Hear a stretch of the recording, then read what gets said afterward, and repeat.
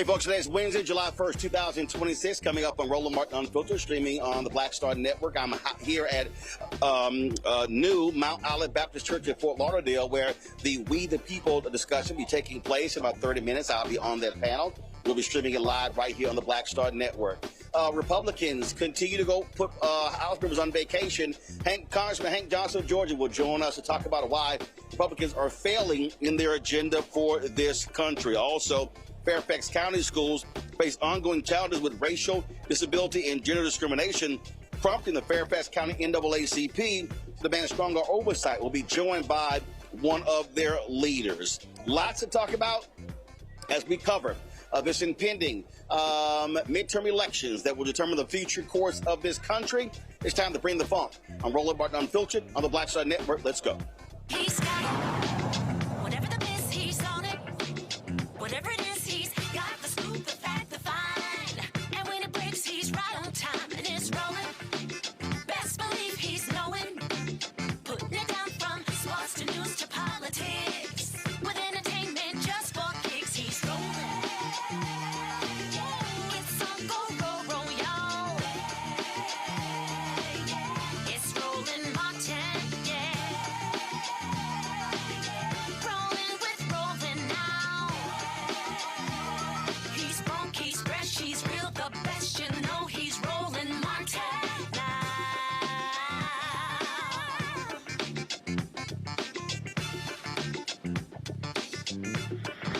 Martin.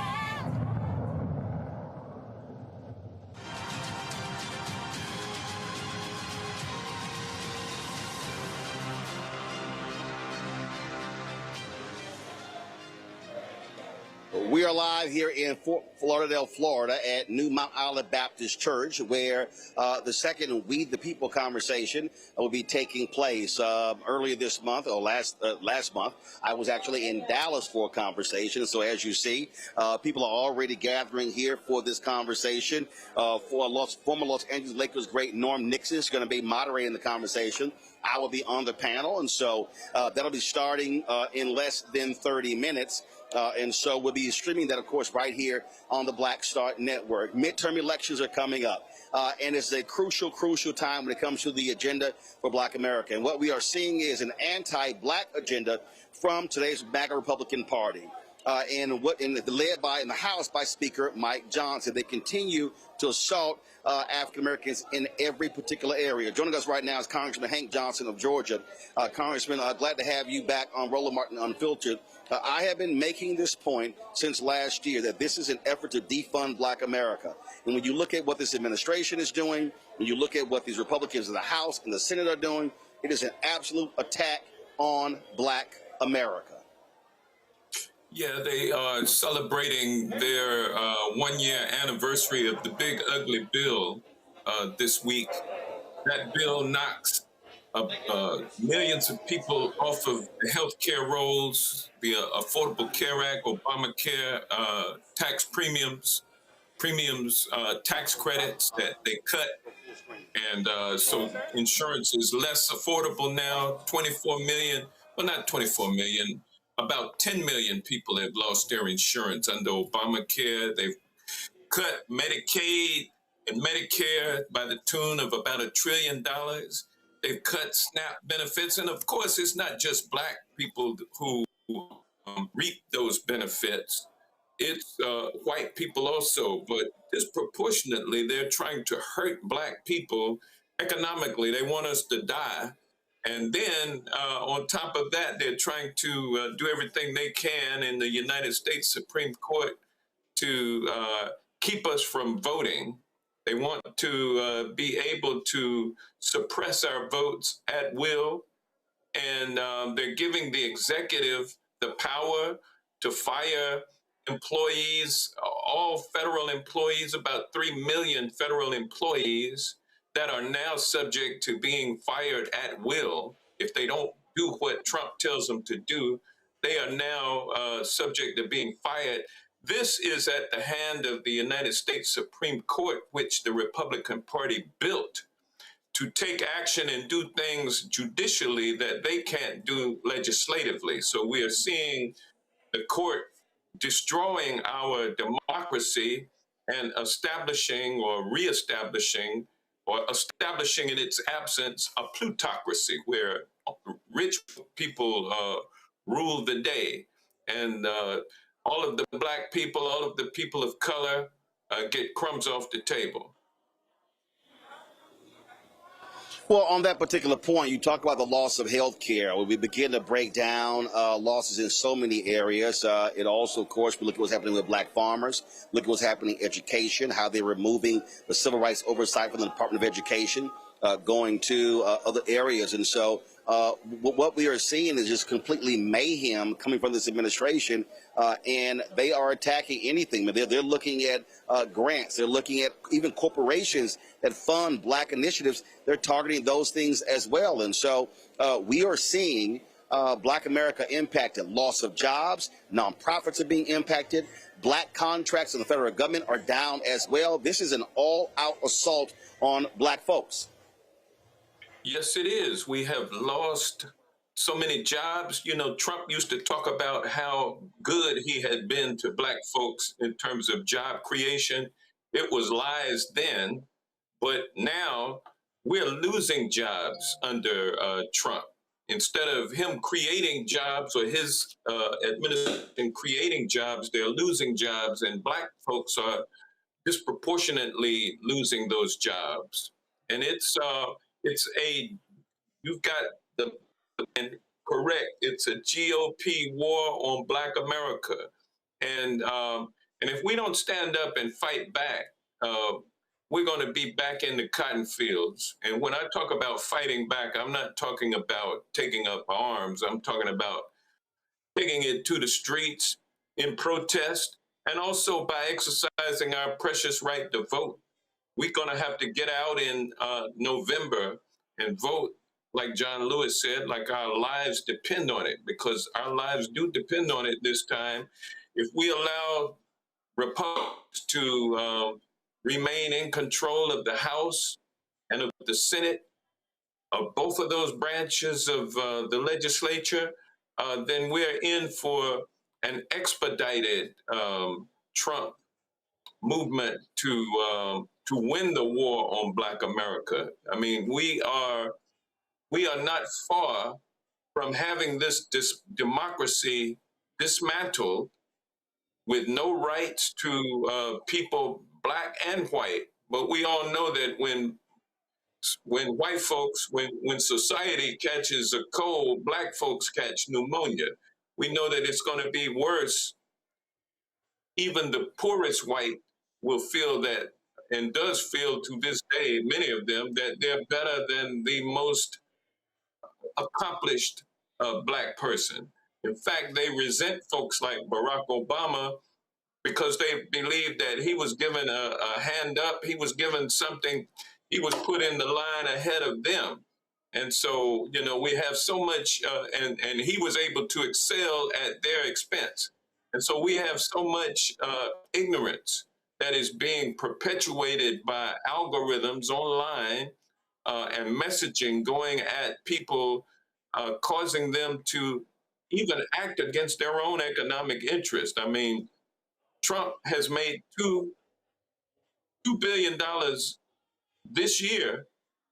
Year isn't even over with, and yet, you know, prices for gas, for energy, for groceries, for rent, for house notes, all of the essentials that regular, ordinary people need, black and white, prices going up, life is becoming less affordable, it's getting very tight. People are just making it day to day, trying to choose between putting food on the table or gas in the car. You know, I mean, those are decisions that people are making, or whether or not to buy food and leave the medicine on the counter at the pharmacy because you can't afford both. So many people are suffering that way, but meanwhile they are voting. They continue to be in the pocketbook, in the trance of Donald Trump, who's soaking them all the way to the bank. He's getting richer, they're getting poorer, and they still support it. to do to get our folks out to lead the way. So last question for you, and that is, you last night in Colorado, you had an incumbent Democrat lose to Democrat Social of America, and you got all these Democrats who are up in arms. And what I keep saying is, you're focused on the wrong thing. What you should be focusing on, what are these people saying that is attracting voters? Two, you should be saying, how are they organizing and mobilizing and motivating their voters to turn out? At the end of the day, listen, if you're a Democrat, you shouldn't care how you get to 218, because you need 218 in order to take control of the House and in order for Hakeem Jeffries, the Democrat leader, to become Speaker of the House. And so what are you saying to your fellow Democrats who are angry and upset that the incumbents are losing? I've made the point. No seat is guaranteed. No one owns a seat. Your job is to run for it. Your job is to organize and mobilize. But I think in this moment, what Democrats should be saying is, how are these folks speaking to their voters, and how are they getting them to turn out? At the end of the day, you need turnout in November in order to win. Well, a lot of people, particularly the younger that they get, are so upset about the genocide that has been perpetuated and perpetrated against the Palestinian people by the Israeli government. And they don't want their tax dollars going to fund genocide. And so that's been a powerful lever that people who call themselves Democratic Socialists of America, that's one of the things that they have been united about, is an end to the genocide in Gaza. And they're also about Medicare for all. They are not communists. They just want to see in a prosperous America, they want to see a sharing of the fruits of their labor. They understand that their labor is productive. Productivity rates are through the roof, but yet wages remain stagnant, and the rich get richer. The super billionaires get more billions. We even now have a trillionaire. So the money is being concentrated at the top. The Democratic Socialists of America are arguing and advocating for policies that spread the wealth that is being generated among those who are actually working to generate that wealth. And so they're working for a fairer tax code, one where the rich have to pay their fair share of the tax code. Look at the policies that that they are advocating. These are policies that are popular for people, black and white. And so people don't want to see business as usual. They want to see dramatic change. They want a change in our United States Supreme Court. They want court reform. They want term limits on Supreme Court justices. They want to expand the court to get rid of this extreme right-wing, hyper-partisan Supreme Court. They want to see a court with that binds itself to a code of ethics just like everyone else. And so when you talk in ways that attract people, people then are motivated to vote. And so that's why I have to applaud those who, the incoming, of course, I love my dear colleagues who won't be coming back next year, but I'm looking forward also to these new, fresh voices coming in to help move us in a progressive way that helps people survive in this rapidly becoming plutocracy.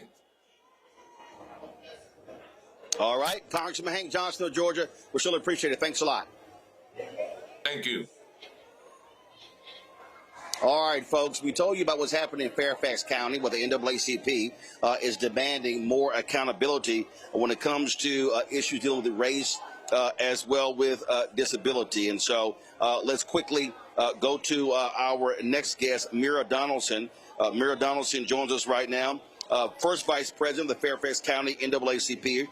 Mira, glad to have you here. Walk us through what exactly discrimination are y'all I'm sorry. Evelyn Spain joins us right now. Evelyn Spain, First Vice President, Fairfax County NAACP. Evelyn, walk us through what are y'all alleging is taking place in Fairfax County? Thank you, Mr. Martin. But first, before I begin, I want to express my First President's condolences. She cannot join. She is on her way out of town. What we are experiencing here in Fairfax County at a couple of the public schools is anti-Black bias and inequitable treatment of our Black children who are currently enrolled in middle school and high school throughout Fairfax County. So what exactly? Okay, so what are they actually facing? What are they dealing with? Okay, so what we're dealing with, thank you for the question. What we're dealing with is we've had a parent to come in and express to us the discrimination that her son has experienced. He's had water poured on his head. He's had a banana handed to him and called a monkey. He's been called the N-word out loud repeatedly in front of staff. And according to the parent, the staff did nothing to reprimand those students who were harassing him or discriminated against him. And this has happened. Evelyn, is this one student? Multiple students? Are you only getting students. One complaint from a parent, or are they multiple? There are multiple occurrences, but that was just one specific experience from one parent. But there have been multiple occasions of students who have come forth and expressed that they have been experiencing anti-Black bias. Yes. So have y'all been in touch with the school board president, school board members? What conversations have been taking place? So thank you for that. We had a forum with the superintendent of Fairfax County Public Schools. We are working in collaboration with the schools, with NAACP. There is a website that parents can go to there's an online program that they can reach out to and express the concerns that they have. But NAACP, we want to be able to work collectively, collaboratively with them to make sure that these concerns, issues that the parents and students are bringing forth are being addressed on a timely basis. All right, then. We'll certainly keep us abreast of what takes place there in Fairfax County. Evelyn, we appreciate it. Thanks a lot. Thank you so much, Mr. Martin. Thank you. All right, folks, we're going to go to break. We come back. We'll be back here in Fort Lauderdale, Florida, for this We the People conversation. We're talking about what's happening in this country today. We're talking about voting rights. We're talking about civil rights. We're talking about what's happening with African Americans and what is going to be our focus in this midterm elections. This is a huge, important state. Democrats are trying to regain their footing here. You've got a critical gubernatorial election. You have Ron DeSantis, who is term limited. And so that's the case. U.S. Senate race. And so Florida is one of those crucial states Democrats are looking to retake control of the Senate. You also, of course, have the gerrymandering here, a decimated Black power here. And so we'll be discussing that as well. So lots to break down as we broadcasting live here from New Mount Olive here in Fort Lauderdale, Florida. You're watching Roland Martin Unfiltered on the Black Star Network. All right, folks, let me tell you about Chapter. Now, if you're on Medicare or about to be, the system is not set up to work for you. Too much fine print, too many plans, and too many people making money off of your confusion. And look, we're used to this. We're no strangers to systems that don't have our best interests at heart. But we don't have to accept it when it comes to Medicare. That's why I'm telling you about Chapter. Their advisors are independent and honest. In fact, they're the only Medicare advisors that compare every plan nationwide. And they're focused on one thing: what works for you. If there's a better plan out there, they'll find it. If you're already in the right one, they'll tell you that too. There are no games. Just last year, people who switched with Chapter saved an average of $1,100. It's 20 minutes and a real person. It's completely free. My parents actually have already called. My mom sent me a text. Folks, give Chapter a call at 724-264-8281, 724-264-8281, and connect with someone you can trust. Folks, these are the kind of services that we need for our audience here at Roland Martin Unfiltered and the Black Star Network. So call Chapter right now, 724-264-8281. With medicine and science under attack, I want to keep you and your family informed and healthy. I'm Dr. Ebony Hilton, and I knew at the age of 8 that I wanted to be a doctor. So I studied hard and became the first African-American female anesthesiologist hired at the Medical University of South Carolina since its opening in 1824. And I always say I was made into a doctor, but I was born to be a mom. And as a new mom, wife, sister, daughter, and friend, I understand how frightening a medical crisis can be. I care for individuals on some of the worst days of their lives, and it's my mission to provide you with a safe space to gain clarity on issues affecting your mind, body, and soul. I recognize that there are health disparities, particularly as it pertains to race, and I want to help bridge the gap between you and your healthcare providers. Join me every Thursday for Second Opinion on the Black Star Network, where each week I'll invite experts from various medical fields to share the latest health news. We'll discuss topics such as the vaccine debate, mental and sexual health, medical bias, infertility, menopause, andropause, nutrition, and aging. Together with my medical colleagues, we aim to provide you with a second opinion. Don't miss it, Thursdays only on the Black Star Network.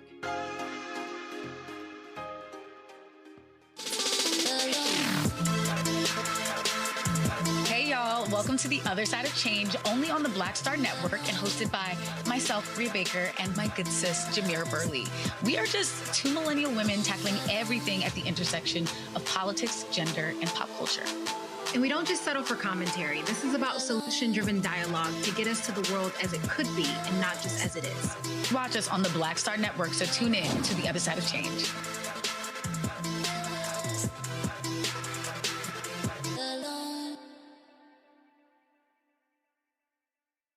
On a next, A Balanced Life with me, Dr. Jackie, a relationship that we have to have.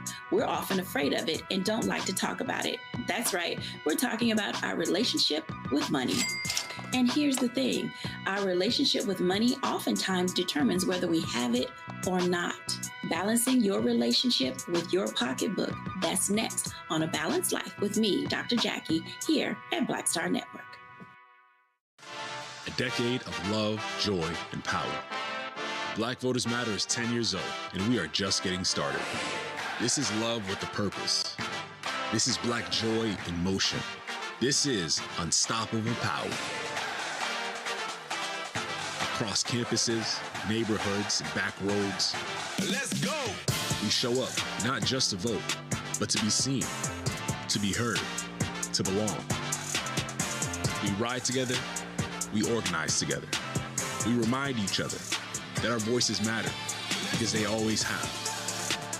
Black Voters Matter is about more than ballots. It's about housing and healthcare, clean water and living wages, education, reproductive freedom, and dignity. It's about turning pain into action, turning belief into movement, turning community into power. We don't wait to be invited. We bring the energy. We bring the love. We bring the people. Because when Black communities come together, we don't just survive, we thrive.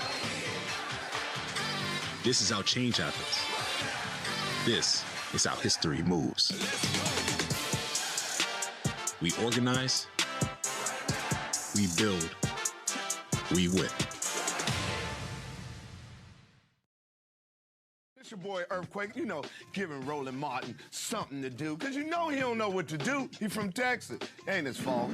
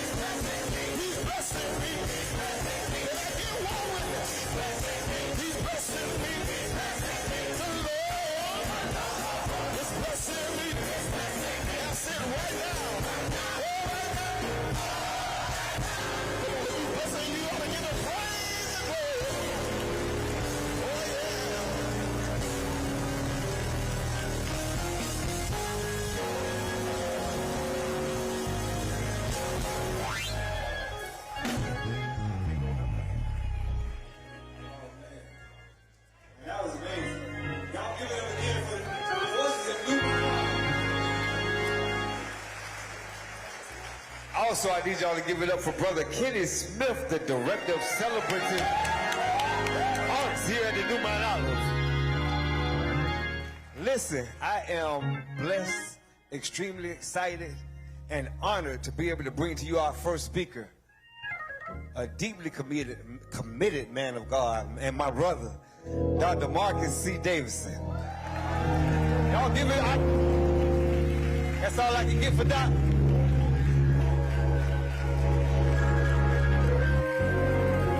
And First Lady of Marcus Davidson.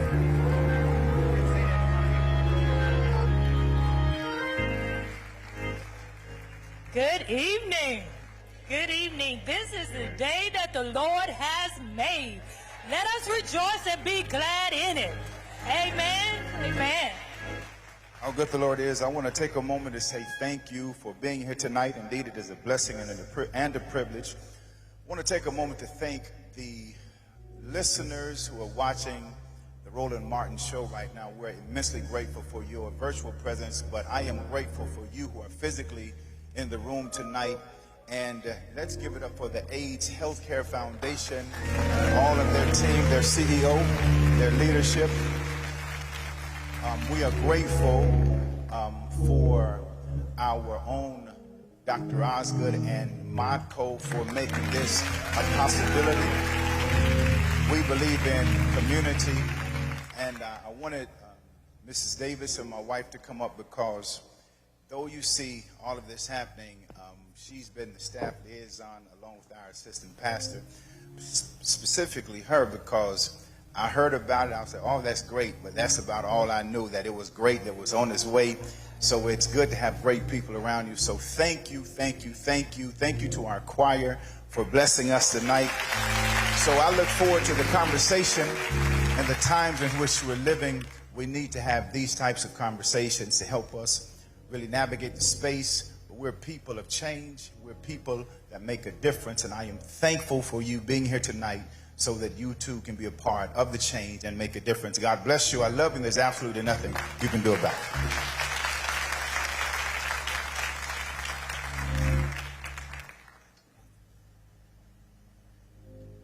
Thank you, thank you, thank you, thank you. Give it again, up again for Dr. Davidson and First Lady of Dr. Davidson. Now, as I said earlier tonight, it's not about the conversation or the concert. It's about showing up for ourselves. And we got some other people that showed up for us. So I'm gonna actually grab my phone, make sure I don't get none of this guy's accolades wrong. Because if I do, it's a problem. I got to see Dr. Osgood later. So listen, not only is he a champion on and off the court, he's a philanthropist, he's a community activist, and he's an amazing brother. Mr. Norm Nixon is going to take you through the rest of the program. He's taking us to the next stage. He's going to engage the panelists. I'd like to bring him to the stage right now. Norm Nixon. Y'all give it up again for Norm.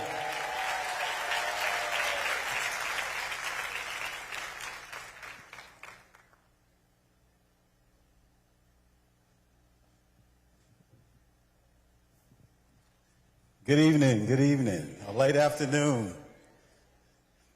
He took out his phone so he wouldn't mess up none of my accolades, so I love that great introduction right there. You didn't forget anything. I've been going around the country for this last year with AIDS Healthcare Foundation, and I just want to say again, thank you, because they do so much in the community. They host things like this, they're advocates, they provide housing, food, you name it, they do it, medicine. They're in communities that need the help. So again, I want to thank the AIDS Healthcare Foundation, Ms. Anita and your whole crew here. I want to thank Mount Olive Baptist Church for hosting this here. And Reverend did something that was really interesting. You know, he brought his wife up first and foremost. Like they say, happy wife, happy life. So I live by that, and most of you guys know my wife, Miss Debbie Allen. So I got a fire one at the house too, man. So today we're just going to have a conversation. We just think these type of conversations are just important for us to have. And it's interesting that these things are done in churches. We've done them in churches around the city because it all started in churches. Advocacy started in churches. This is where all our leaders came from. If you want to get down to music, all our singers came out of the church. This was the place where we could meet. It was a safe haven. It was a place that you can come to, and you know, regardless of what's going on in your life, you have a place where you can go where you know someone is going to reach out and help you regardless of what your situation is. I say it all the time. I'm in California now. I'm not regular in the church there, but I know when I go home, my cousins drive the church buses. My stepfather, I knew when he was sick, he was going to get hot meals 2 or 3 times a week. They were going to come check on him. They was going to make sure he was all right. And that's what churches are. And I think it's important now that we get back to this. It's interesting that this is where we are right now. We're back in churches because it all started here. So tonight we're going to just have a conversation. These things have been learning experiences for me as well. Every time I do one, I learn so much about voting rights and advocacy. And so I'm going to bring up a panel of people, and we're just going to have a conversation that I think we all need to hear. It's great to share information. Information is power. Information is power. So you're going to hear a lot of stuff today, a lot of information, but it's just not about hearing this information. It's about what you do after you get this information. Or you're going to become an advocate, or you're going to do something. So it's about that. So I'm going to bring this panel up. And really, I'm just going to let it go and see where it goes organically. I don't have to do anything because we got some people that's going to talk to you, and I don't think I have to do very much, which is great for me. I can listen as well. So the first person I'll bring up is Miss Tracy Jones. All of you should know her. Tracy is the Southern Bureau Chief, AHF. She's been here for many years in this community, and as I said, food drives, clothing, conversations. If you need help, this is a place you can go get help, and Tracy Spearhead and all that right here in your city. I went by the office today, and it was incredible to see the work that they do. The second person I'll bring up is somebody that really don't need an introduction. He might be somewhere filming right now because you know you guys are going to be on this show at some time. I know you've seen Roland Martin out here. A gentleman that speaks truth to power all the time. A Peabody Award winner and host Roland Jones Unfiltered. So we got Roland. And the last person I'm going to bring up on this stage is someone I've just been sitting in the back talking to for the last 45 minutes. And I'm already in love with. I love her. And I know you guys have someone that's representing you in the State House and represent your church. I'd like to bring up Senator Dr. Come on up here. Rosalie Osgood. Someone that grew up right here in this community. And it's been interesting to me because I ran into some other guys around here today because I didn't realize they watched the Lakers here in Fort Lauderdale. I ran into a brother that works here that talked about it, and he wore my number. He was a guy that said he got caught out in these streets, didn't really pursue his basketball dreams, but he turned his life around. And I saw him here with some of your kids today. God works in mysterious ways, right? Good ways, not mysterious. We just say good ways. So I'm going to try to get this conversation started. Get my stuff out of the way. We'll start this off. I'll let Miss Tracy start it off because she's your local person, and I'll just let Tracy just talk a little bit about advocacy, about getting kids involved, and what do you see as some of the important things that our children need to talk about and understand because you deal with your son, all his friends, all the time. So I'll let you get this conversation started. Absolutely. Thank you. Thank you all for having us, Pastor and First Lady. We couldn't be any more appreciative. It's place is beautiful. So we're really grateful to be here. I first have to make sure that I mention the importance. I'm going to answer your question, Nora, but the importance of women in this movement. As I look around this room and I look at Dr. Osgood and I look at my board chair, Dr. Curley, who's here in the audience with me, and the female leadership, Marissa Nachavi and Anita Castillo, powerful women that are doing amazing work. First of all the women in the audience, raise your hand up, raise your hand up. Keep your hand up if you voted in the last election. Right. We are the backbone of elections for the democracy of this country. And that said, now we have a charge to make sure that our children, our nieces, our nephews, our husbands get out and vote. As Norm was mentioning, I'm so passionate about this election because I think this is, and I'm sure Mr. Martin or echo this along with the senator, this is the most important one of our lives. This is the most important one of our lives. I mean, this is even more important than Obama because they are literally trying to drag us back. And the key to this election, in my opinion, humble as it may be, is going to be our young people. We have got to energize them. And what Norm is speaking of, actually he will hate that I say that, my son is in the audience. I talk to him on a regular basis as well as his friends about what is it going to take to get y'all to the polls?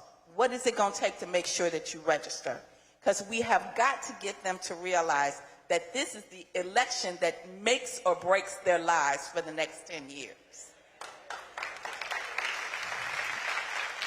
So that is the conversation that we're going to infuse through the rest of this conversation.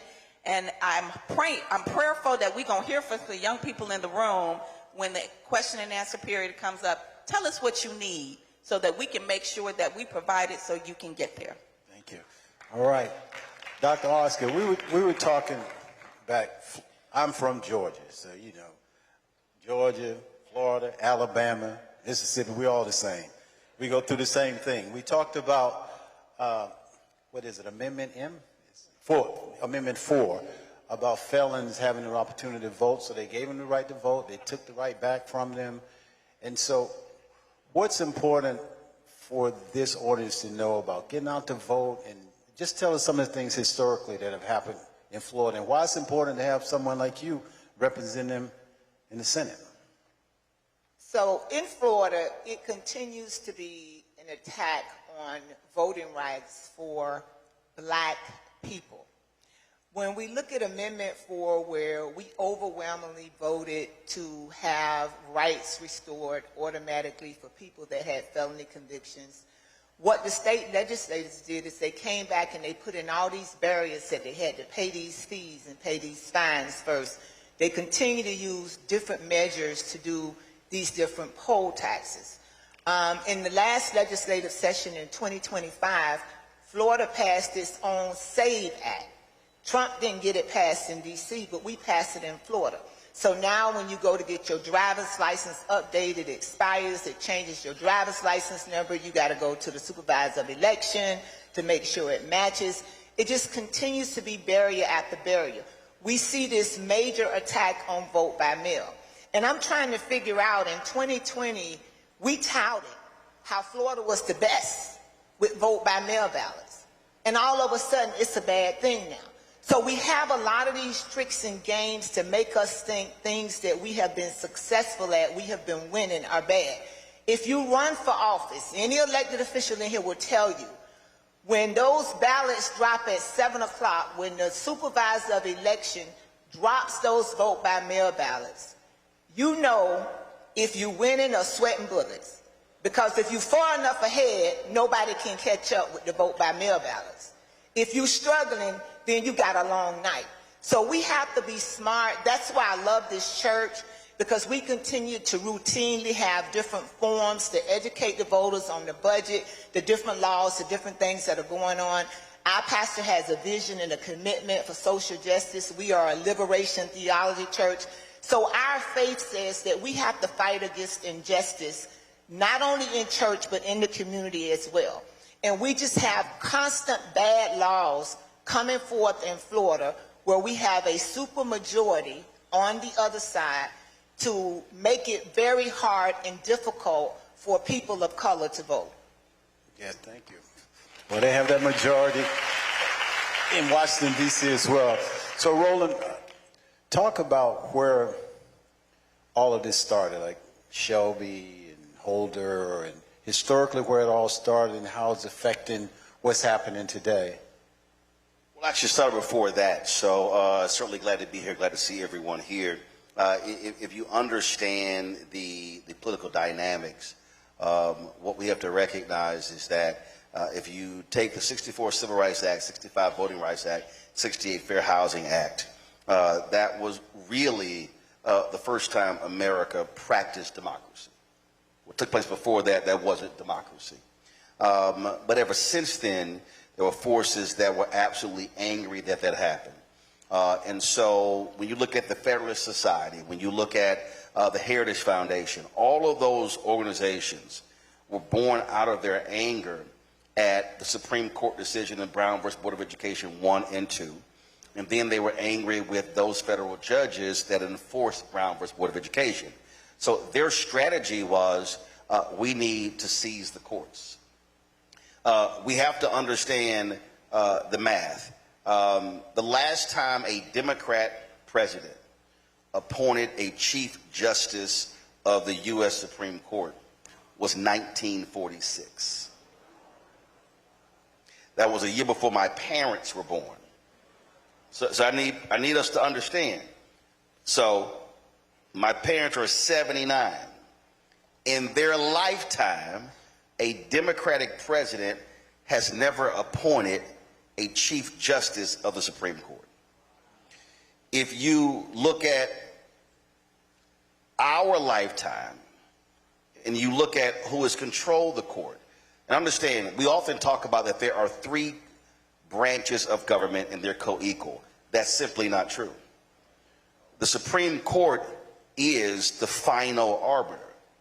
And we've been losing, and when we lose at the ballot box, we lose at the State House, we lose in the U.S. Capitol, and then people are upset because what they're locking in, they are locking in power and control for the next 50 to 100 years. In my book, White Fear, I called this in 2009.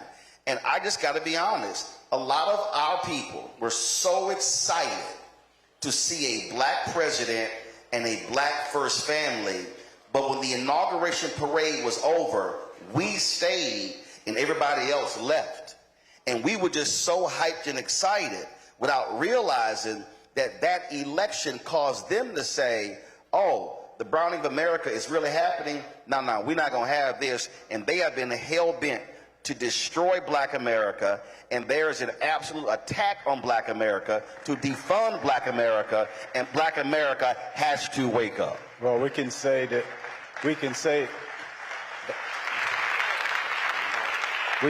answer to Obama was Trump and he started the Tea Party. But you had something to say about that? So to add what Roland was saying, in Florida, we are doing even more egregious things because if you all remember in 2010, we passed the Fair District Act that clearly says that we cannot gerrymander districts. We can't draw districts to favor a political party or an incumbent. We can't dilute votes of minorities. And we just had redistricting, and we violated our own constitutional amendment in Florida. When I got elected first to the Senate, I was elected to Senate District 33. Redistricting had just happened. It changed to Senate District 32. Nobody sounded the alarm because it wasn't big and obvious. But what they did is they took out 10% of the black people in Pompano and cracked them into another district that diluted their voting power. So where districts were 50% black, they're borderlining now 40%, and they just keep chipping away and chipping away and chipping away. So we're not even following our own constitution. I'm hoping some of these lawyers out there listening tonight start filing some more lawsuits against the state. But the problem is you can file lawsuits, but when you have to go before the very court, the only way, guys, this is not hard. The only way to stop this assault is at the ballot box. There is no other way. You can't, again, remember, our civil rights were a result of federal legislation. I'm sorry, federal rulings, because they were making those based upon the Constitution. And so they said, oh, we saw what happened. And so they said, we're going to now flood the system with conservative federal judges to rule against those very things. But what they cannot control, they can't control voting. They can't control turnout. And so, yes, are they putting in obstacles? 100%. Do they want to make it harder? Yes. Paul Weyrich, who's a founder of the Heritage Foundation, a founder of Moral Majority, gave a speech in Dallas in 1981 when he said, and we played the clip on my show numerous times, we don't want everyone to vote. Republicans in America are on the record as saying, if everyone votes, we lose. So that's why they want to restrict mail-in voting, drop boxes. They want to change polling locations. They want voter ID. And so although you have all of these obstacles, what this generation has to decide is, does this generation have the same intestinal fortitude as the previous one? When I hear, and again, this is no attack on young people, I'm just stating fact. When I hear folk today say, we're not our ancestors, I say, you're right, you're not. All right. I'm gonna give it back to Tracy for a minute, because Tracy, you have your hand and pulse on the young people. Part of that's true, but there's some debate about what some of the young people. Why are some of the young people not participating in the process, or what are they feeling? It has been a very interesting conversation with 18-year-olds, primarily 18-year-olds, some a little bit younger. And they say, surprisingly, I am going to vote, but they're voting for something. You have to give them something to vote for. One person said, I'm voting because my ancestors couldn't. I'm voting because my family members can't. Like, you got to give them a reason. It is not enough to say to them, you should do this because it's for your future. They ain't got time to worry about their future. Their future is right now. So you need to appeal to what they care about now. They say, when you say, well, why aren't you going to vote? They're like, it don't make no difference. Show me where it makes a difference. And you got to be able to have an answer on ready. They even gave them to you. Y'all got to have an answer on ready. Don't just say, you supposed to. I'm supposed to do a lot of stuff. Give me an answer. Give me a reason. Give me an issue. Give me somebody young. They tell me, I'm so sick of y'all old farts coming and sitting. Get up and give it to somebody else. Well, we need them to run. But then we persecute them when these young people try to run. You pull out a video from when they were 16 years old, smoking a joint or whatever. They want to know that you got their back. If they're going to be on local elections, let's not persecute them. Protect them. Put fences around them. Because like Roland said, our ancestors were not saints. They just believed in what was important. Let's get this done. But understand this, Norm. If you look at the historical data is very simple. 65 plus has always voted at a higher rate than any other group. The second group is 55 to 64. The third group is 45 to 54. The further you go down, you're going to see voting participation drop. That's just, that is historical data going back 5-6 decades. But the reason we have to reverse that is because what we have to do is explain to folks that a decision that is made today has multi-generational impact. And so when I hear, I remember during the George Floyd protest, there was a brother who said, I'm going to protest, but politics, that ain't going to change nothing, so I'm going to go out here and protest. Protesting and not voting means you went for a walk. it literally has zero impact.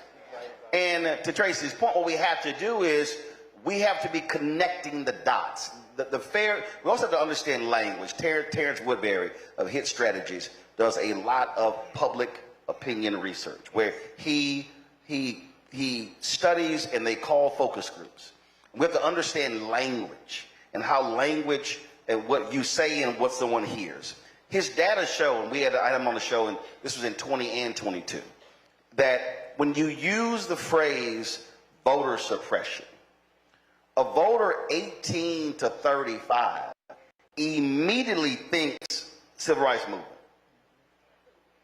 Now, that may sound crazy, but that's what they hear. Now, when you say, though, that they are closing polling locations, they identify with that. So part of this thing is, what language do we use?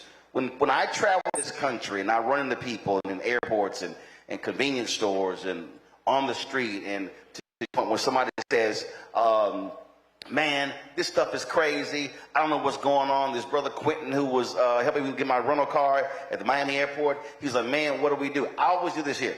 Give me what are the three most important things you care about? And then when they say that, when they say, man, those folks in D.C., that's not impacted my life, then I'm going to connect public policy to the three things they said to D.C., Florida State House, county, city, school board. And so we have to do that because most people say, man, I ain't got no time, government has no impact, they don't mean nothing in my life, without realizing that there literally is nothing in our lives that government does not touch.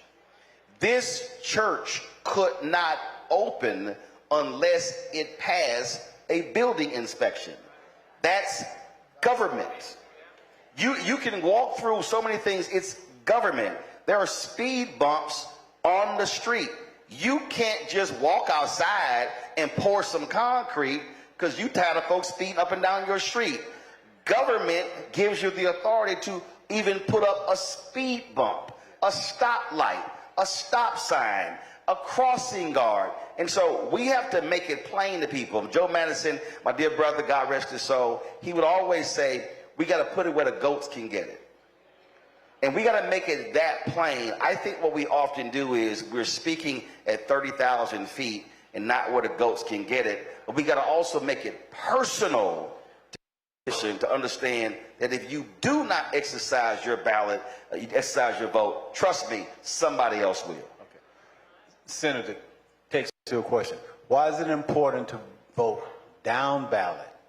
A lot of us look at federal elections, we don't think about city council, who's running our libraries, just local county positions. And the second thing I want you to touch on is, what is the church doing to engage the younger people and bring them in to help them understand why it's important for them to be involved in the process? So it's important to vote down ballot because you have the federal government, they give a lot of funding to the state. We give some of it to the cities when we want to from the state. And then the cities make decisions as to how they use it in our communities. So we have this other problem now in Broward County where so many people are registered NPA, which means they don't vote in the primary election. A lot of our school board races, our city races, there are a lot of races that are determined in the primary election. So in 2020 in Broward, there was a power shift in Broward. We came out of the 2020 election with the black sheriff, black supervisor of election, black public defender, black state attorney, black clerk of court. And we've been under attack ever since then. When we have our city commission meetings, we show up reactively. We don't understand the budget. We don't understand how money is moving. It's our money. But we don't engage to participate. And then people come in, they take pictures with us. We get in the lounge, they talk about it, how gullible we are for pictures. And then they go vote and make our life a nightmare. So we can't afford to just vote top ballot. We have to vote in every election down the ballot. So our church has a social justice movement. We continue to do workshops and information. We have a summer camp that has a civic component that we're trying to engage young people. We often try to find young people. I'm a major advocate for young people running for political office, and I try to help them as much as I can to go talk to other young people. But I think a lot of it is misinformation. I don't think we as elected officials over the years have done a good enough job explaining the process and how government works to people. So they think you just go to Tallahassee and you make things happen. And then they get mad at you when it don't happen. But as elected officials, we have to talk to the people, explain the process. We have to engage the clergy that's talking to a large audience of people every Sunday and give them information.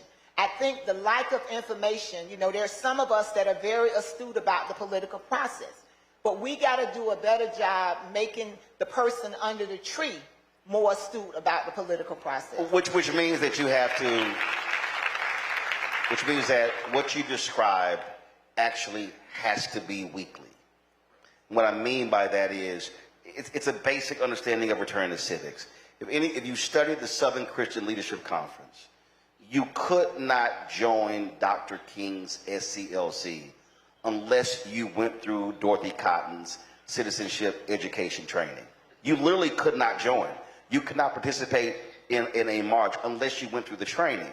And so if you think about what took place in the Black Freedom Movement, when they pulled black kids out of school protesting racial discrimination, they didn't let them stay home.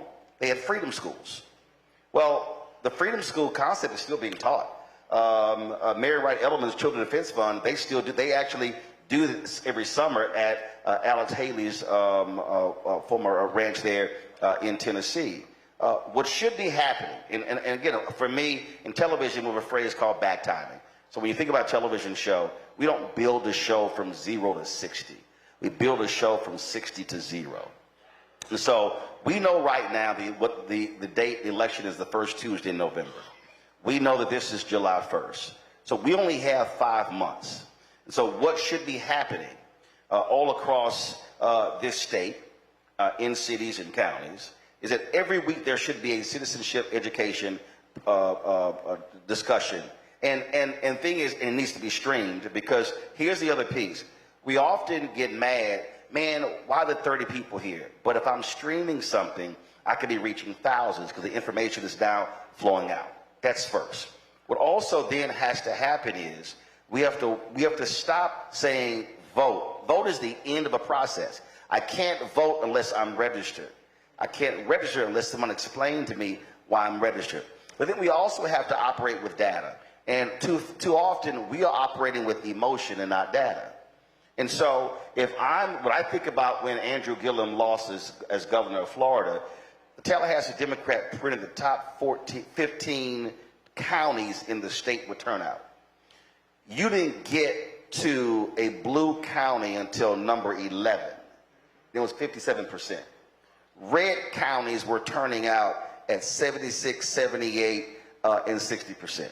So what should be happening is, in this city, in this county, in other places, go to the Board of Elections, public data, and literally pull the precinct numbers.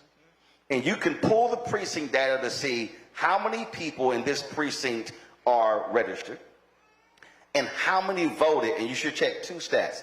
Check the gubernatorial, the presidential election, and the last midterm election. And so, and when I was in Ohio, I ran into a brother who's an Alpha, and he said, Brother Martin, he said, man, we're doing voter registration at the Bengals game tomorrow. I said, why? He's like, what do you mean? I said, how many people are you likely going to touch at the Bengals game? But if you go pull the data, and then you can actually see, and it shows you who voted and who didn't. You can literally say, on this Saturday, we're going to hit this precinct, we're going to knock on these doors, and we're going to communicate with these people. I said, if you do that over 5, 6, 7, 8 weekends, you're going to touch more people than you will at the Bengals game. So we are expending a lot of wasted energy. D9, Prince Hall Mason, Eastern Star, Lynx, all of our groups, we have all this capacity, but I think we're wasting our capacity. We're not working smart. We're doing a whole bunch of busy work, and listen, I'm a life member of Alpha. I've said this to Alphas, I've said to AKs and Deltas and Kappas and Omegas and all the D9, but also said to Prince Hall Mason. I said, we have to begin to say, wait a minute, why, if the AKs are doing a GOTV and the Deltas doing a separate one, well then that makes no sense. First of all, do it together, but then do it based upon the data.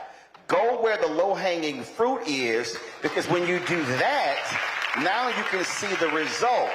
That's what we're not doing, and so we have to begin to stop operating in our silos, because understand, the Republicans control the House by a total, I need you to understand, a total of 7,000 votes.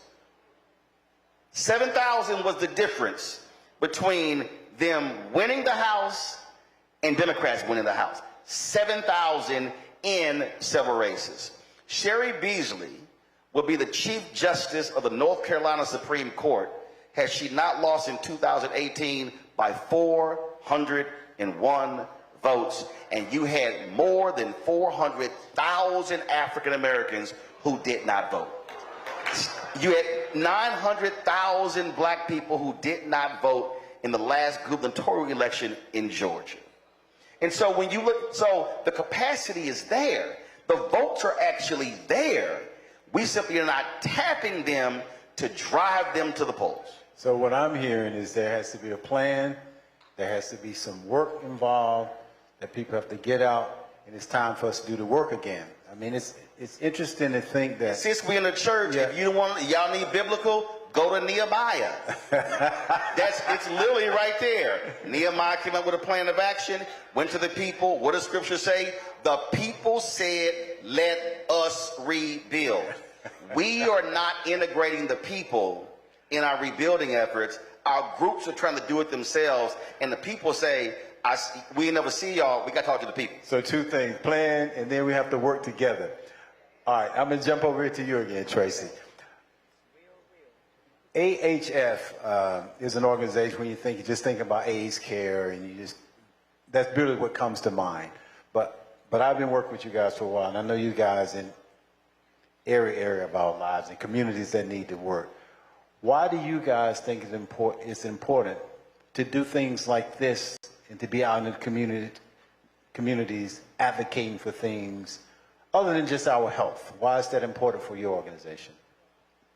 Thank you for the question, Norm. First of all, AIDS Healthcare Foundation is a public health organization. I think sometimes, you grow up with names. Everybody in here got a nickname, I'm sure, that they regret, that they family call them when ain't nobody looking. You be like, don't call me that in public. HF is an AIDS service organization. Y'all call me Uncle Roro, I'm good. But we are a public health organization because we know that every part of your life affects how you function in the world. If your health is good and your mental health is good, you're going to be better in community, and you're going to be better for your family and those that you love. So AHF tries to look at those things that are pertinent to make people's lives better. Housing. If you're living out on the street, my CEO says all the time, it is unconscionable that we walk past people living on the street. We walk past them. We've gotten so numb to it that it's okay for you to be a homeless person. So, one of the things I love about my child, I don't care where we are, I don't care who it is, if we walk past somebody, he gonna pull $1 out of his pocket. I'd be like, you can't give everybody $1. But for him, that's the least that you can do. It's the least that we can do for our brothers to make sure that they have a home that is not rat infested, that is not roach infested. We care about food. We want you to have healthy food. If you are a person who has to take medication, you need healthy food. And a can of beans ain't gonna do that. So we give away free food.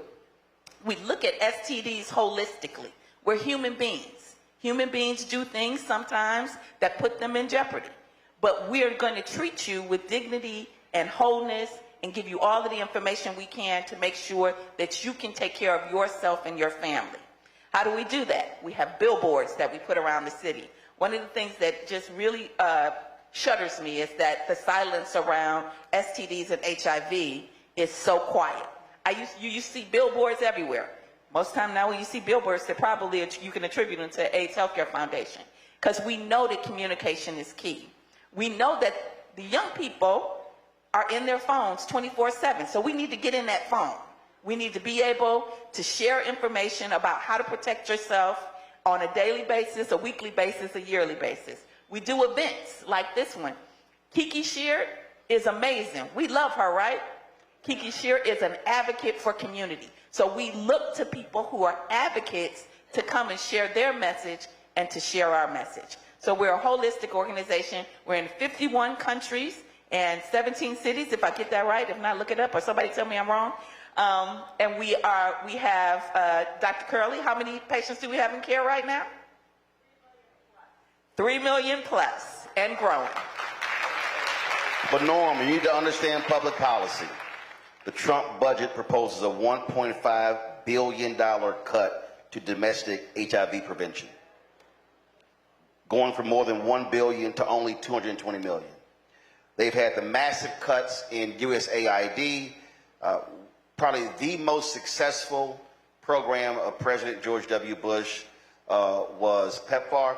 That huge difference in slowing down and preventing HIV/AIDS in the continent of Africa.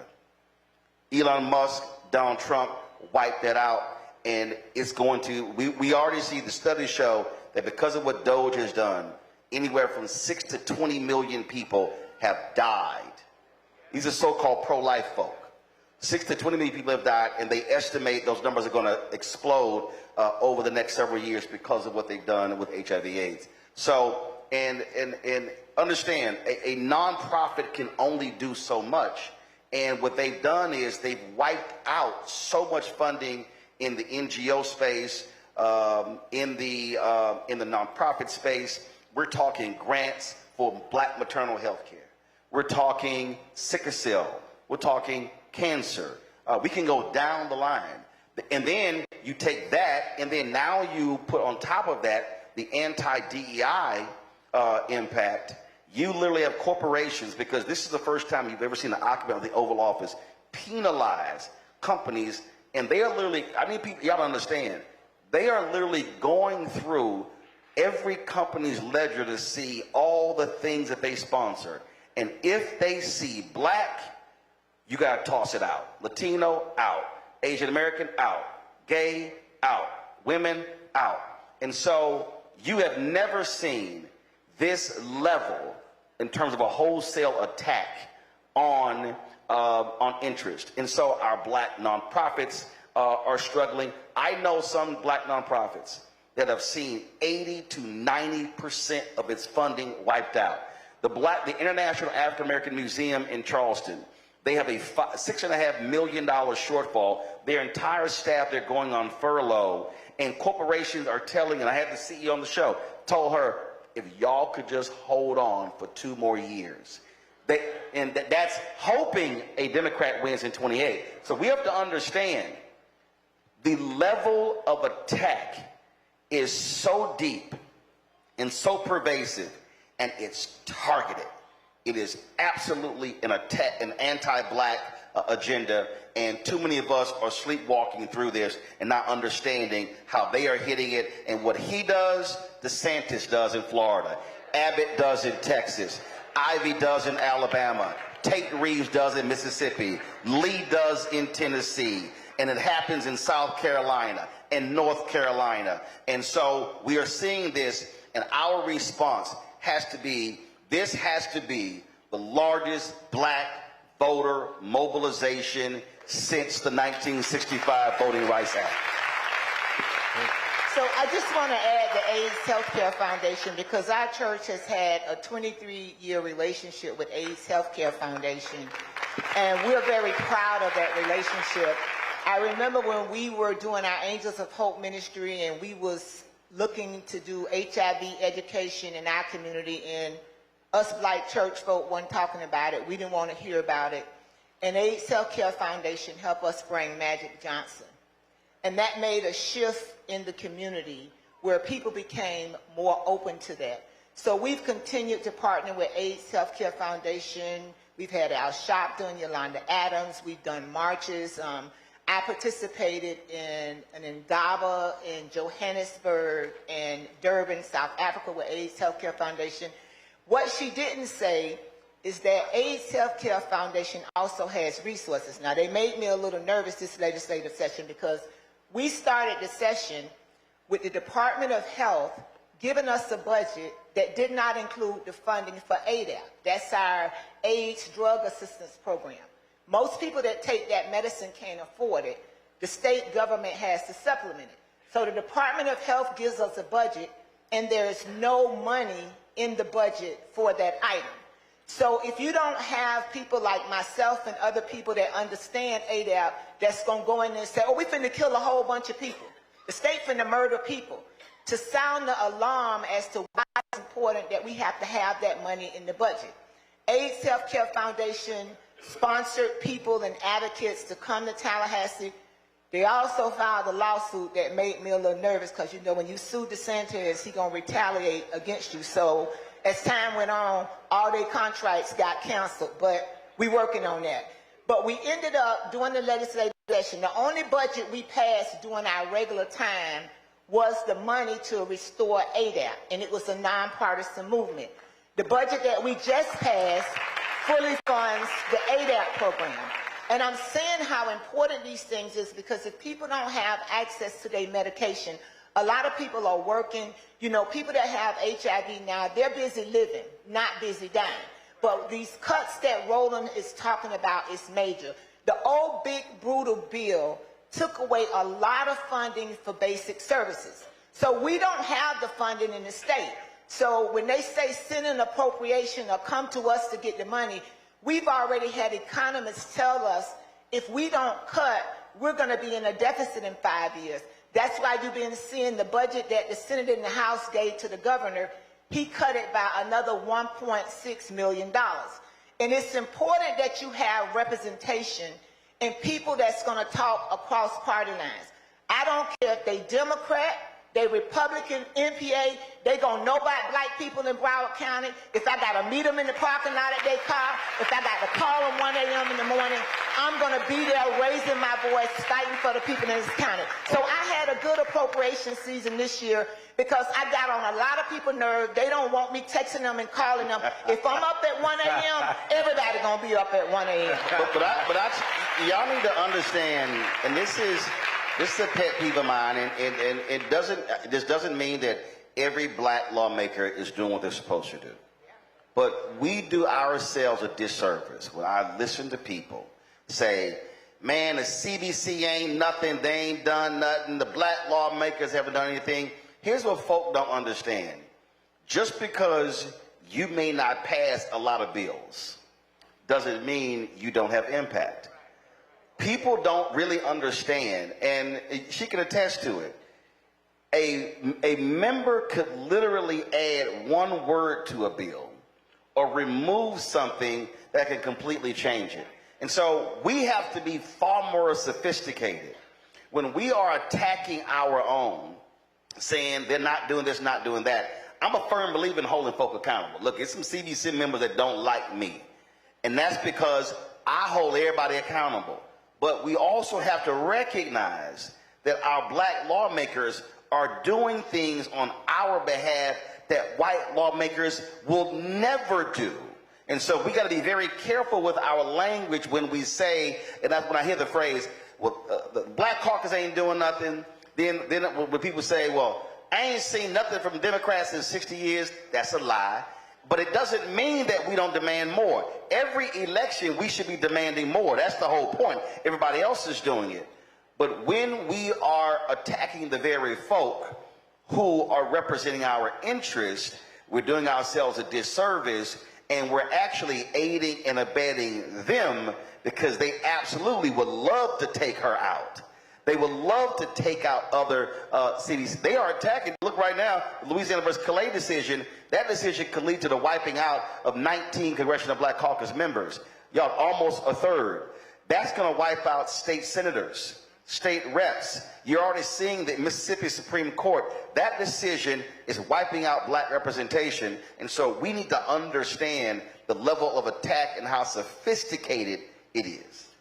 If I could, thank you for opening the door. I cannot say enough good words about what the advocates in Florida did to help us get ADAP restored.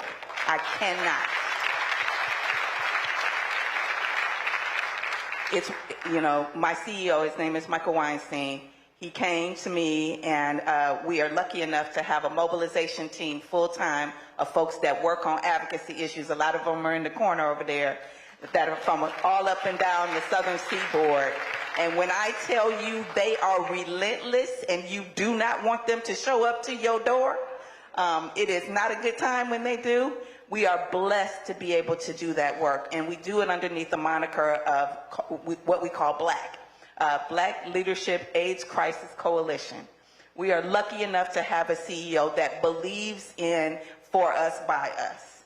And that group of people, a lot of you are a part of, in addition to our mobilization team, wore DeSantis out. Good. So, good. So this is what we're going to do. Call to action. One quick statement from everybody, the call to action for this group. Then we'll take maybe one or two questions, because I think everybody's ready for some soul music, some spiritual music. We got to get to the soul. So, call to action. What will you tell this group they need to do collectively, not individually, right now? What can they do individually, collectively, right now? So right now, we need to be very aggressive about requesting those vote by mail ballots. We need to have a voting plan. We don't know what's going to happen at the poll. You know, in Tallahassee, we have our own election police, and we've never got a job description for them. But we need to request those vote by mail ballots. You need to make sure you're registered. You need to check your status. If you haven't voted in the last 2 years, you can't wait till the last minute. If you don't vote, it's going to be extremely consequential. We can't go back and fix it. I know Joe Scott always say this election is the most important election. When I see what's happening to elderly people with SNAP benefits, Medicaid, and all the games that's being played in Tallahassee, we have to show up at the polls and fight for our community like we've never fought for it before. I'm going to say something on the tail end of this. For those of you who are not registered, she has somebody outside that'll register you right now, tonight, to vote before you leave, to help you with the identification. So somebody's outside, so there will be no excuses. Roland. Understand how much untapped power we have. So first and foremost, as an individual, every individual should say, I am going to personally identify and 10 people who are not registered, and make that commitment to say between now and the end of registration, you're going to get them registered. But after that period ends, your next piece has to be, how do I now get them to the polls? And so we should be looking at our churches and creating the same, frankly, black Uber system that they did in Montgomery, to be able to say, we're going to drive folk to the polls. No, we go, you can call, we're going to pick you up and take you there. Because what we're doing is we're hoping people show up. But if you all of a sudden can begin to track how many people are signing up to get taken to the polls, then you have a much better indication of what turnout is going to be. And that last point there, stop having events where you don't collect data. So I'm going to say this, so I'm going to just say this right now, and again, this is not an attack, so, do we have, was it collected, was it data collected of every person that is attending tonight? They registered. Okay, did you get name, address, zip code, cell, email? Okay, the reason you should always be doing that, Bishop William Barber and I talk about this all the time, is that what happens is we have numerous gatherings. We have town halls, we have rallies, we have protests, but we're not collecting data, so we don't even know who's there. So when the event is over, then we need to be able to take the data, parse it, and say, this is how many people came from this zip code, this zip code, this zip code. And so now we need them to show up at the council meeting or the school board meeting or the state capitol. We already have the data, and now we can hit them, as opposed to now trying to reconvene to get them to come out. And so we have to be moving and operating that way in order to drive our people to be able to drive our agenda.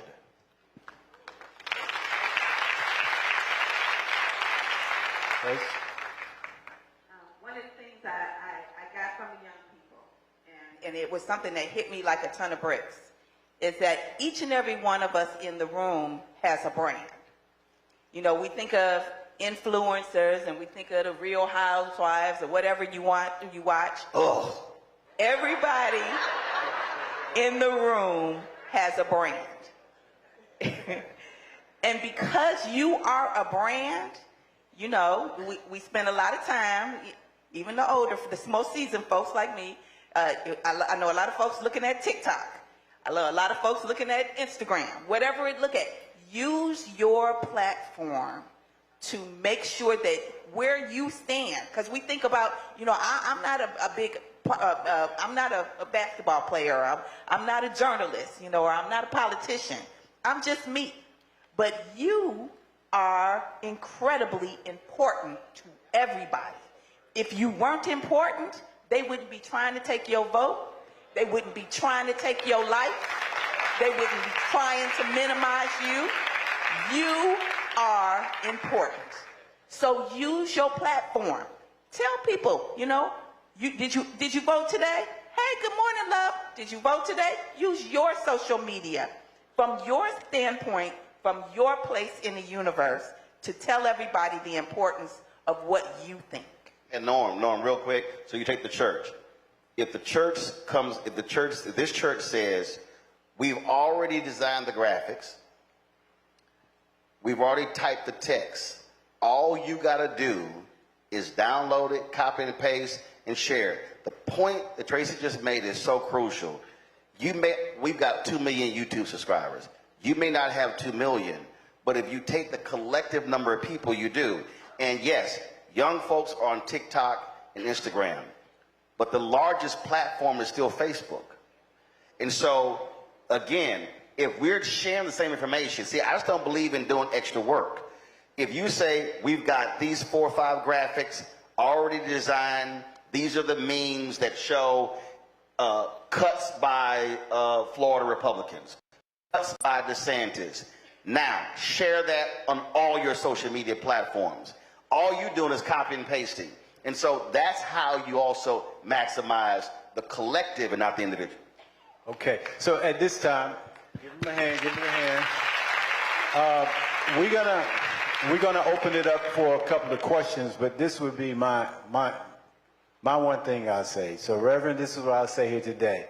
I would pay for 2 buses to take people to vote.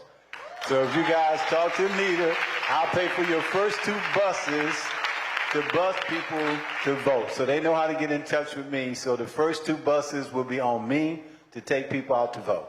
I'm going to hold you to that. I'm going to call you at 1 a.m. in the morning. I know you will. No. I'm going to put Debbie on you. Y'all better make sure it's the large bus, not the small bus. See, y'all got to specify. The small bus. No. They are different buses. I'm going to order the large bus. I got all these witnesses before the Lord that you said it. And make sure it got air conditioning. I didn't say all of that, but 2 buses. See, I'm trying to specify. See? School bus. One of those yellow school buses. No. Now this Mount Olive now, baby. We don't want no school buses now. We got to have the best. But you send your kids on them. You send your kids on school buses? They have air conditioning. Okay, we get an air-conditioned school bus. Okay. Make sure it's a black-owned bus company. Absolutely. Yeah. That's the second thing. Yeah, that's the part of the way we operate here at New Mount Olive. Okay. We have an incredible leader. We already there. We got to get some questions. We got to get off stage. They want to hear a concert. Okay. They will bring microphones to you. So if you have some questions, there's some mics out in the audience. So if you have a couple of questions before we shut this down. Hold the microphone, baby. You hold the microphone. Don't y'all touch the microphone. She got it. My name is Sandra Ford, and I'm the Texas mobilizer. My question is, why do we wait until the last day to go get in line to vote? When all those days early vote, like in Texas, the lieutenant governor shut down the early voting because there was so many people left to vote. So why do we wait until the very last day, people? We got to get better. Because most of those people that got turned away, they look like us. So Bishop Barber literally said, we were talking just the other day, he said if we're going to organize marches to the polls. The data shows, the reason they targeted black people in North Carolina, the data showed that 70% of African Americans in North Carolina voted in the first 2 weeks of early voting. That's what the Republicans targeted. So we have to change actually our mobilization to early voting. See, again, we keep hoping folks show up. Our messaging has to change to drive early. I'll say this too, and I think they did it here in Florida. You used to have 14 days, now it's 8 days, and then they say you can't vote the Sunday before the election. So Rev, your job, you got to get them there before that Sunday, but early to make sure they vote. So in Broward County, we have an incredible supervisor of election by the name of Mr. Joe Scott, and he reads and pushes the rules. So we will have additional early voting sites this voting cycle. Although they cut the days, you will have more sites that you can do early voting. If you request those vote by mail ballots and you don't want to mail them, you can take them to one of those early voting sites and drop them off. And Mr. Scott does an excellent job. He's all over everywhere sharing the information, but he will have that information out about these early voting sites and additional ones that he's added. And again, if you're not registered to vote, he has his staff out in the lobby if you need to check your voting status, you change your driver's license numbers. Do not leave here tonight without taking this action, because you put it off, you're not going to do it. And even if you think that you're registered, double check if you had an address change, because again, we get people assume on that particular point, and that's where they get caught. And remember, when they say it's all right, you can fill out provisional ballot. No, the provisional ballots are only counted when it comes to a certain margin. Don't fall for provisional ballot. Double check. I register to vote every year. Y'all ain't messing my stuff up in Texas. So it's like, I don't want to hear no. Because again, you also may have been removed from the ballot and you didn't realize it. And you can check outside. You can check outside. No excuse for this ordinance. You can check outside. Question. Hi. Hello. Okay. Hi, my name is Brianna Bruna, and my question to you all is, what platforms do you individually utilize for accurate political information? I think we often hear fake news. Easy. Roland Martin Unfiltered. What you talking about? It's only one you should be watching. You got that right. She don't ask what platform I listen to. Me. And I will also add that your elected officials oftentimes have accurate information. There's a lot of stuff on social media that's just not true. It didn't happen. It's just spinning. But whoever you vote for, you should be able to get factual information from them. They should be sending you e-blasts. They should be posting on social media. That is your connection for questions and accurate information. And let me just help you. We break the clips up. So understand, no one is watching, very few people are watching the full 2-hour show. What you can do, and this is again how you use the collective to drive information. This is why I was talking about the graphics and the memes. What you can do is download those clips and then reshare. I don't play that. If you lie, you're going to get busted. This is not being arrogant or cocky, but literally, there is nobody else that does a 5-day-a-week show that specifically centers black people. And so we are completely about those facts. And part of the problem is, and understand, we are targeted for misinformation. In the 2020 election, 2016 and 2020, when they discussed the largest Black Lives Matter Facebook page was a Russian troll farm. We have to understand that Iran, North Korea, China, Russia, they know how to drive misinformation. So a lot of the people you're communicating with on social media, those are bots. Those are not real. And so we have to listen to credible sources and then reshare that information to drive our people and infiltrate the algorithm, because the algorithm is designed for you to own, it is designed to drive you with rage. We have to reverse that, and then we have to completely flood it with real, credible information. If I could, y'all tell me in Florida, if you see a puddle of water and you stick your hand in it, you should expect a gator to be in it. If you're looking on social media, you should expect to be targeted with misinformation. So make sure, especially to young folks, make sure you look at multiple sources. I tell young people that all the time. Trusted sources, you find them, like Roland, that's fine, but use multiple sources. Just don't look at one.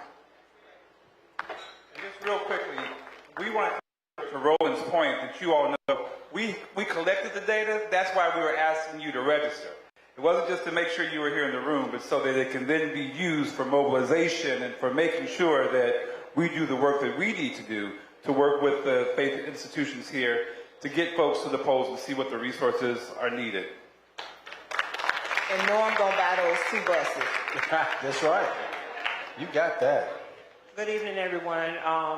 Dr. Osgood, everyone on the panel, Mr. Martin, definitely I watch your show. I just wanted to say I'm grateful to be here today in regards to everything that is taking place here in Broward County, as I'm an advocate for mental health for juveniles in Broward County, youth and family support services, as well as I'm a community health worker.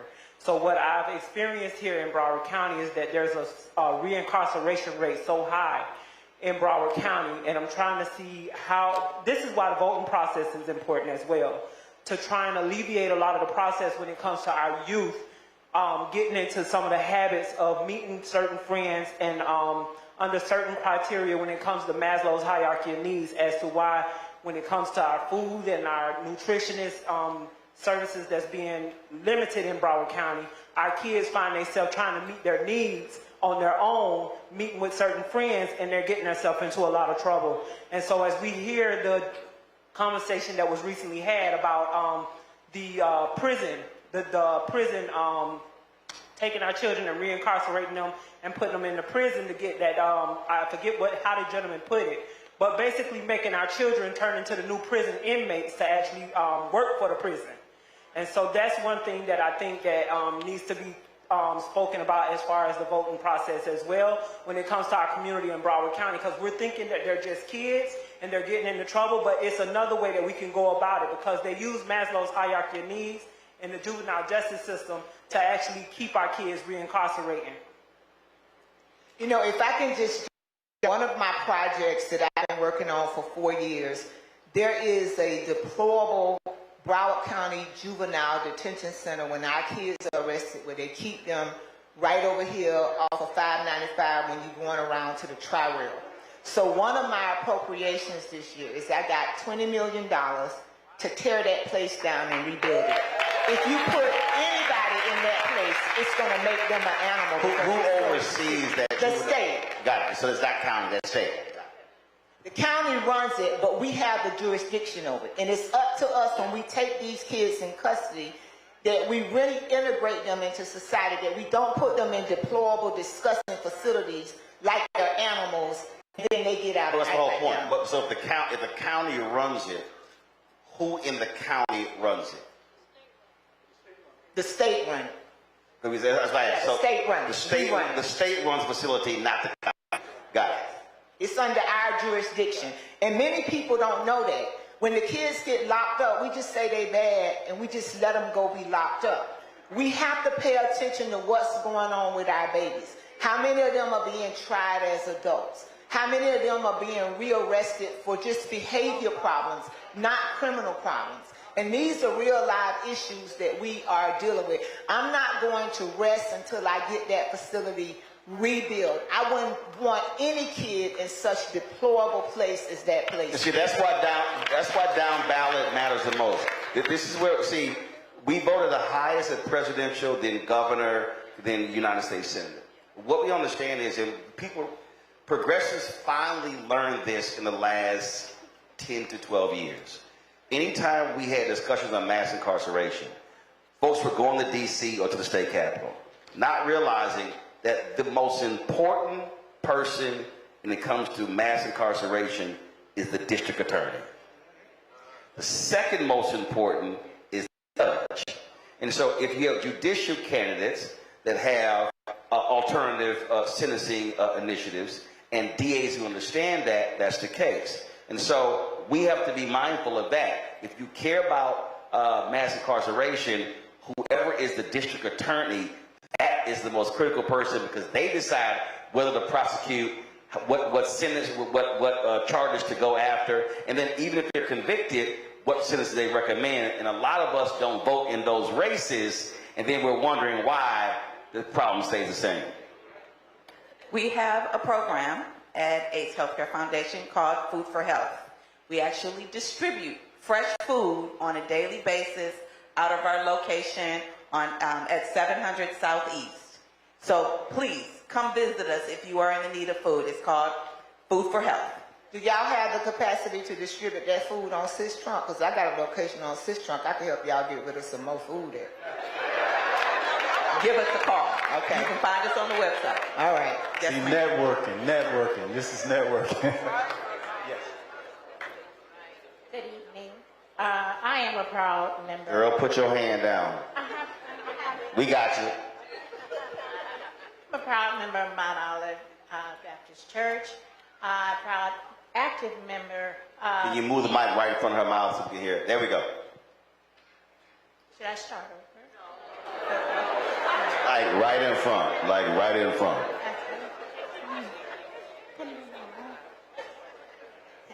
Anyway, I am a proud member of Mount Olive Baptist Church, a proud member of the Mount Olive Hospitality Ministry. And one of the reasons I asked to stand up, but also very active activities here at this church that actually promotes voting. If you look at your fan, there is information there about their primary election, August 18, 2026, and the deadline for voters registration and party changes in July of 2026. July 20th, 2026. Early voting periods, August 8th through August 16th. General election is November 3rd. The deadline for the new voter registrations, October 5th, 2026. Early voting period, October 19th through November 1st. So here's what you do. Okay, who has a fan? Raise your hand. No. It's real simple. Take your phone out. Take a picture. Take a picture of your fan. Post that on all your social media. That's all you gotta do. Matter of fact, I gotta bring me a fan. Y'all just say hard. No, that's not rhetorical. Bring me a fan. See, part of the problem is when we give instructions, we wait, and then when we get home and we forget, and then it's like, man, oh my God, dog, I forgot, and the deadline is passed. All right, go on next point so I can take this picture.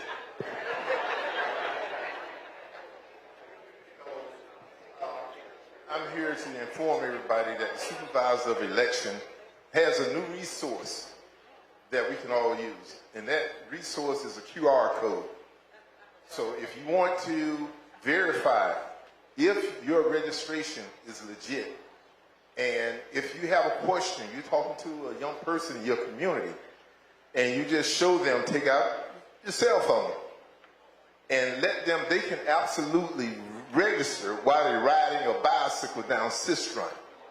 Okay? simply by using the QR code. That is a resource which is available 24/7, and you can verify. Don't disqualify yourself. We have a lot of people, the first thing they say, hey, I got time on the book.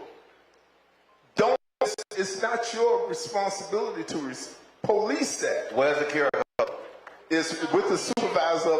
I have one in my car. I did not go to your car. I'll come back. Go to your problem. Go to your car. It's not a problem. You can't have a QR code in your car and tell us have a QR code and you ain't got it. Well, give her the microphone back. Hold up, let's go. Is it right on the fan? Is it the same QR code? There you go. All right then. We got it. Okay then. All right. Well, I just want to inform a lot of people because I don't hear it come up in conversation enough. Seriously, I don't hear it come up enough. And we have a lot of I'm going to see if your QR code works. To go ahead on. Please, I invite you.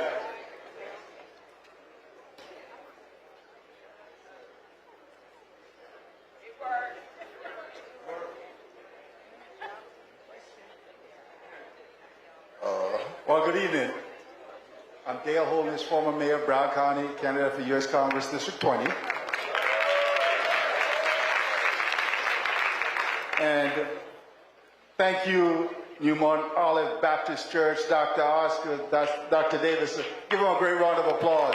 Panelists, this is what we must do and do more of.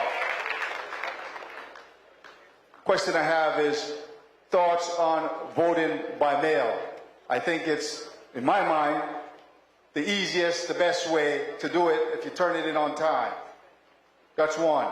Dr. Osgood, thank you for the $20 million. I sat on the Juvenile Justice Board with President Marsha Ellison of the NAACP for all the time I was at the county. And we fought hard to get the state to do what was right. It's great that you did it finally. And in terms of our young people being incarcerated, I was able to pass the Juvenile Justice Restoration Board, Juvenile Civil Citation Program in Broward County. But here's a challenge. The police department are not utilizing that tool. That tool for minor offensive is that a young person gets a ticket, a citation. They go through a program run by Broward County, and they don't have a record once they complete it. So I would recommend you talk to your city police departments and push them to make sure that they're doing what's right for our children. Coconut Creek and Davie were the two that most likely not utilize that program. Please, thank you so much for all you do here. Well, I'll say this. We're talking about youth incarceration. I mean, that's a little deeper than just being targeted. That means opportunities. That means our school systems, school boards, we have to vote down ballot, creating opportunities for our young kids, support each other's businesses in this room, supporting each other's businesses. It's a lot that goes into why our kids get in trouble and why we're incarcerated at such a higher rate. But there are things that we all can do. Like I say, show them support, create programs like you have at this church. But we have to support our youth. Was that another question? About two more questions, I think we're going to... How much? Right here. Okay, go ahead. Good evening, everyone. Thank you all for being here. Appreciate it. My question is in conjunction with the voting. I just received an email 6 days ago. Hi, Katrina. Your vote by mail request has expired. But it does not tell me when I have to do it. All it says is now. Now, the date's on the fan, the QR codes. Why isn't it telling us what date that we need to get in to have this done by? So if it's expired, the time you saw that word, you should have responded. You can go to browardvotes.gov and renew it. We don't have time.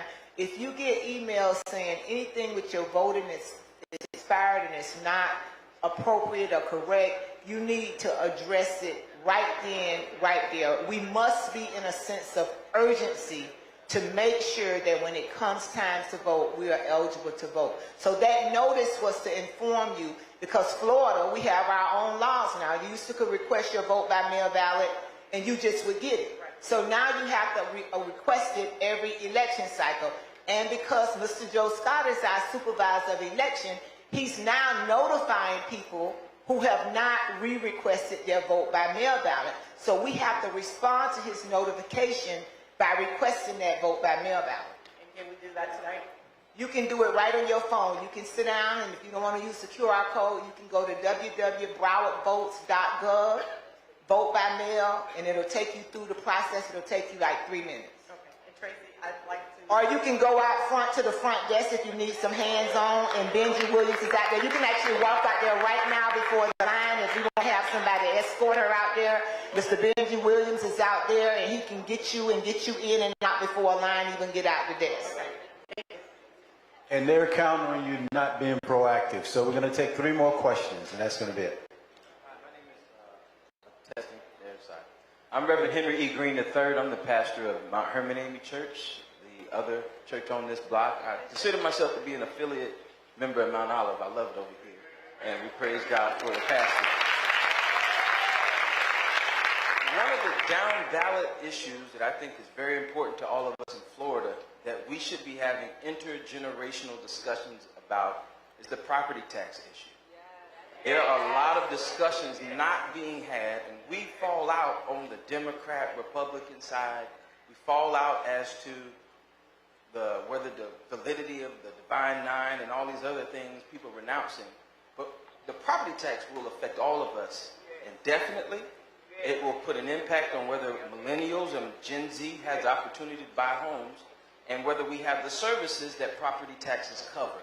And so this church has been very good about educating people on that, but our discussions need to involve everybody about how that will affect us in Florida. So, Pastor Trey, on September 2nd, we will host the property tax forum here with Marty Keir, our property appraiser, to give us factual information. I will be going diligently through the ballot amendment, and I'm going to challenge you to get me some young people to participate. And I don't want you to just come, and I want you to bring the whole Mount Hermon, because you know, at Mount Olive, we welcome everybody here. But we continue to do those forums and have those discussions, and we are a community church. Our church is a beacon of light in this community. We respect all the churches. Our pastor has charged us to work with all of the churches. So if you're not a member of this church, you're welcome to come here anytime. You know, you come on Sunday, you hear that preacher, you might want to stay. But our doors are open to you for you to come here and get this information, or invite us to come to your church. We want to share this information.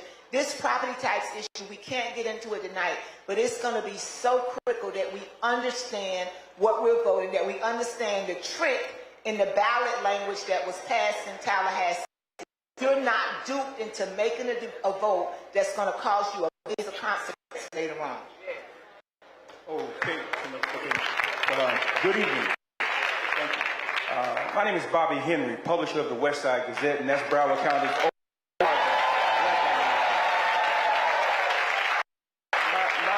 My thoughts are not necessarily a question, but Roland, you mentioned the fact that when you go on Facebook or use other social media, you're probably dealing with something that's not real.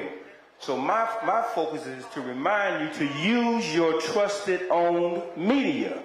Black people owned media, not just newspapers. We do podcasts, we have the capability of doing all that. So please support it. I could go another way and talk about AHF, but I won't. Because sometimes we put out misinformation and we use media and pay for some other media. And to the brother who said something about riding down 6th Trump and you're on your bicycle using a phone to do something, man, you'll kill somebody. Don't do that. Quit putting out misinformation. This is serious.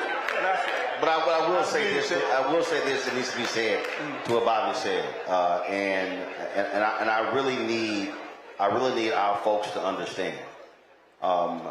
We are facing a crisis in Black America, in that we have lost so many Black-owned media institutions that we will rue the day when we have to ask somebody else to tell our story. And let me be real clear. A lot of us also got to confront our issues when it comes to white validation. That there are many of us. What you say? I ain't got a problem saying it. There are many of us who will run, and this includes elected officials, this includes CEOs and others. We will run to CNN and MS Now. We will watch them and then beg them to cover us if they don't show up.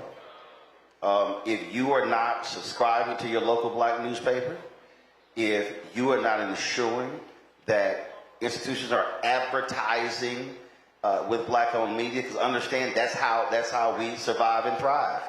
You also, what I have been saying to black elected officials is they've got to be far more aggressive in demanding that the party spends money with black-owned media, because you have to understand, you're going to see anywhere from $9 to $12 billion spent by November. And when you look at the numbers, black-owned media gets anywhere from 0.5 to 1% of those billions. And so all other media companies, Comcast, Disney, Sinclair, Nexstar, iHeart, Cumulus, Odyssey, all those companies, they bank on their profits going up during the election year. And then we're left to given a crumb, and then we're supposed to act like it's a meal. And so that's another piece there that we have to recognize. And the last point, black preachers in this room, when you're a preacher, stand up. If you're a preacher, stand up. Do not let a politician come into your pulpit if they are paying white staffers but asking black folks to volunteer. We cannot operate as sharecroppers, tilling the soil while other folk get paid, and then when they lose, we get blamed for our turnout. We have to understand that politics is also a business, and there are folk who are becoming millionaires from politics, and they do not look like us. Billionaires. Billionaires, Roland. So good evening. Good evening. Thank you for the panel and all my brothers and sisters here. I just have a comment. We're talking about absentee ballots. Yes, they're great. Yes, we need to not sit on them, wait at the last day, because I'm the one, I receive them. I'm not here representing the United States Postal Service, but I do work for the United States Postal Service. I do receive them. So two things. We must sign the back of the voters, your absentee ballot. There's two signatures. One at the top where you're going to print your name, and one at the bottom where you're going to sign your name, your signature. And then two, do not wait on the last day of election to turn in your absentee ballot. Yes, we do our best to get those ballots to the sites, but if you get an early ballot, go ahead and fill it out. Help your seasoned seniors to help fill those ballots out. Do not wait on the last day to mail them out. Put them in your mailbox. And then two, number one, like I said, you don't have signatures on them, and then you wait on the last day to turn them in. So that's my comment. Does the law here allow you to do that? And the reason I'm saying some states are different in terms of who is allowed to help you fill an absentee ballot out. So now you're not supposed to be helping people. You can kind of instruct them and guide them. And you're only allowed to pick up 2 ballots from your immediate family.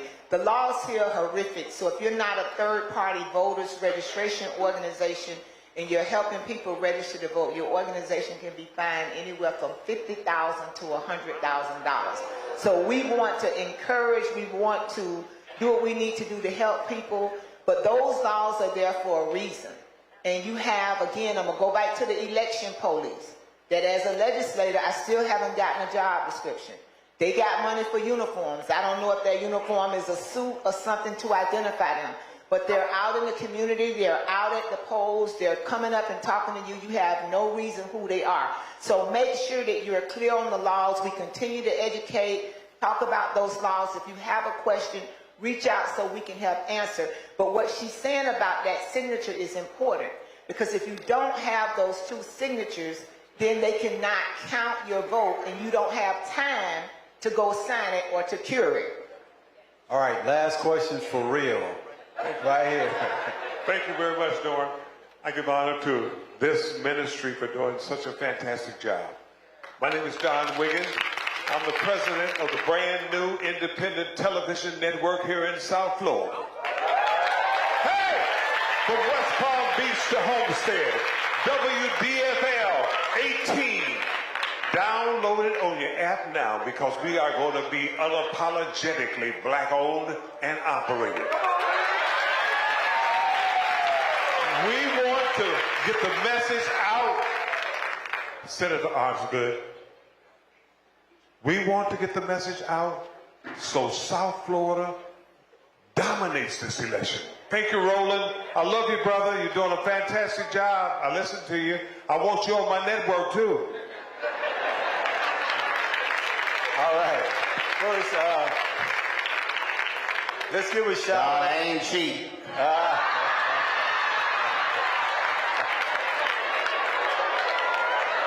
In the words of Frank Lucas in American Gangster, I'm going to get that money. Oh, shameless plug, shameless plug. Hey, listen up. Hold up. We're going to cut this off. First, I think they want to give a big shout out to Westside Gazette for their support. I think if you look at the back side of your papers, you'll see it on there.